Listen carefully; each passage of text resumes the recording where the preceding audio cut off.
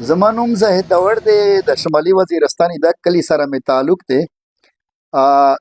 ایجوکیشن یا تعلیم ماده سے چې میټرک زما نارت وزیرستان نه کړی دی، د 12 ټولګي پورې می تعلیم کوهاټ نه کړی دی، او بیا می د فارم ډي ډاکټر اف فارمیسي ډیګري پېښور یونیورسيټي نه کړی دا، او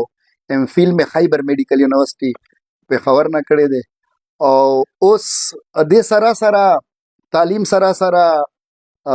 ما یو کاروبار هم شروع کړی دی، او ځان له یوه فارمیسي کولاو کړې ده، او دا فارمیسي په نوره نه ځکه لږه انډیویجول ده چې دلته ما ټول پروفیشنل کسان ساتلي دي، او په خپله هم ناست وم. نه صرف دوایي خرڅول دي دلته، بلکې پراپر دوایي په باره کې ایجوکیټ کول، کونسل کول هم زه په خپله باندې ترسره کوم. یقینا زموږ تاسو په معاشره کې مخکې تلل او مشکلاتو بغیر تلل نو دا ممکنه هم نه ده، او بیا چې یو معذوره کاسي په خپو باندې اگر چې حوصله مې چېرته نه ده بللې، خو مشکلات یا تکلیفات په ژوند کې ډېر راغلي دي.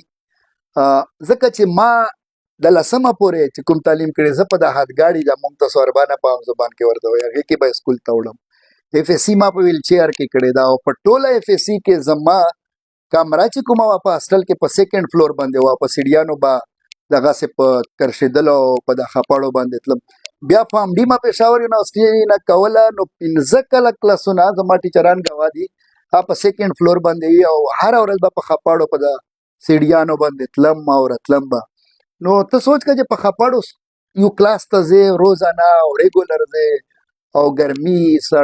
یخني هر قسمه موسمونه وي، او تلل راتلل وي، مطلب ده چې ډېرې خبرې به پکې راځي، خو چې همت وي، حوصله وي په انسان کې،